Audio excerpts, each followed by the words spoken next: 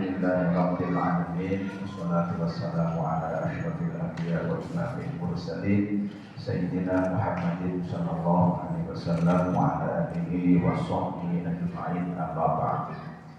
Qala Rasulullah sallallahu alaihi wasallam. Rasulullah sallallahu alaihi wasallam bersabda, Al-mahiru fil Qur'an ma'as saharatil kiramil bararah.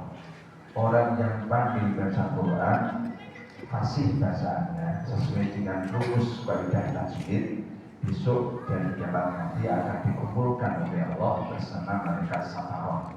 Malaikat safarah itu malaikat juru tulis atau juru yang diperintahkan Allah untuk menulis Al-Quran.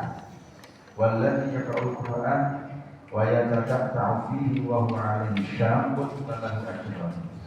Dan orang yang baca Quran terbata-bata karena susah melafalkannya. Ketika dia ngaji ada gurunya sudah sepuh, lesannya pun pojok kaku, disuruh baca shin susah, akhirnya digelak-gelak karena susah banget. Tetap bersemangat karena gurunya sadar, akhirnya terbata-bata bacanya. Maka bagi dia adalah ajron, dia dapat dua pahala, yaitu pahala pertama rokoso Al-Qur'an, yang kedua pahala waktu gelem maos Al-Quran. Hadis sahih riwayat Bukhari dan Muslim. Di sini menerangkan bahwa kalau kita baca Quran itu harus ada gurunya. Terbata-bata di sini bukan terbata-bata karena dia atau tidak karena dia di waktu belajar depan gurunya memang susah. Kalau dia baca Quran tanpa ada guru maka membahayakan, bisa menjadikan tidak berkah, bahkan menjadikan laknat. Ada satu riwayat rubba qari' wal Quran yal'an. Banyak sekali orang baca Quran tapi tidak dapat barokah, tapi dapat laknat dari Allah Subhanahu wa taala. Karena apa?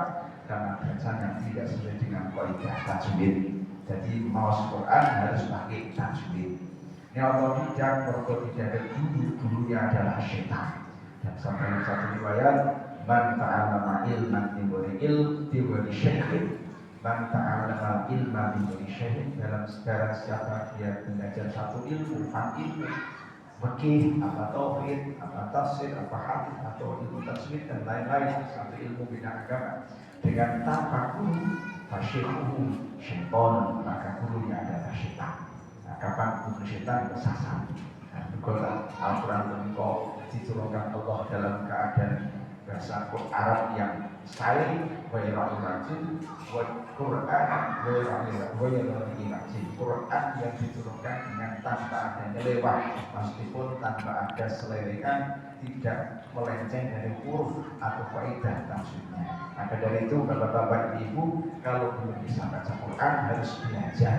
Kudono guru pun tidak boleh otodidak, harus ada gurunya.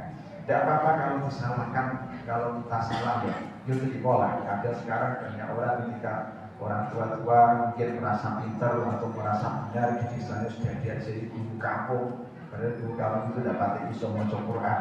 Dilokwe terus muring-muring akhirnya gak tekor di masjid terakhir terus. Ada nikah kesombongan gak boleh.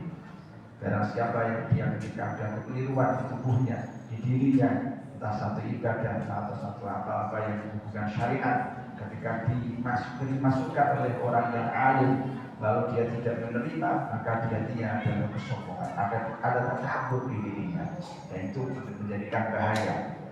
Barang siapa dia ada takabur, ada sifat sombong, walaupun segelintir, walaupun sebiji sawi cilik, orang mati akhir sombong, kalau tidak tobat, tidak ditobati, tidak berbahaya. Kalau ketika dia meninggal menghadap Allah dalam keadaan tidak bertobat, ini merupakan kesombongan dikatakan nanti neraka. Jadi Rabbah ini itu sombong, jadi dibuat jauh-jauh. Kita latih diri kita untuk tawaduk, untuk benar-benar menerima apa-apa dari guru kita yang alim-alim. Kita menerima, kalau kita keliru diloke, kita siap menerima. Jazakumullah, begini pun hadis sahih sanadipun, Al-Quran syafi'un musyaffa'un. Quran itu ketika dibaca akan memberikan syafaat dan diterima syafaatnya di hari kiamat nanti. Otomatis yang bacanya yang baik atau yang sudah ada gurunya. Nah di sini Al-Quran ini kok memang tidak sama dengan kitab-kitab yang lain, karena Al-Quran bitilawati.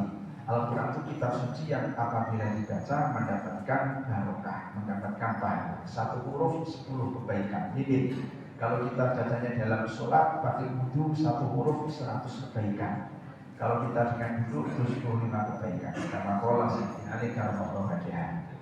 Nah kita bacanya tidak pakai wudhu di luar sholat itu satu huruf. Tegese tidak, kalau kita pegang Quran sebagai pakai wudhu, ini membaca tanpa pakai wudhu. Misalkan bagaimana ketika di luar sholat membaca Al-Ikhlas tidak membawa wudhu atau tidak memakai Quran, harus hafal satu huruf itu dibaca dapat 10 kebaikan apabila bagaimana tidak pakai wudhu. Nah, kalau pakai Quran harus pakai wudhu.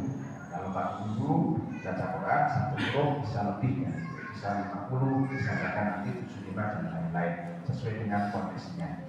Jamaah rahimakumullah, kita berharap kepada Allah Subhanahu wa taala semoga puasa Ramadan ini lebih baik dari kemarin dan semoga bacaan kita Quran tambah baik dan semoga kita semua mendapatkan ridha Allah Subhanahu wa taala. Amin. Assalamualaikum warahmatullahi wabarakatuh.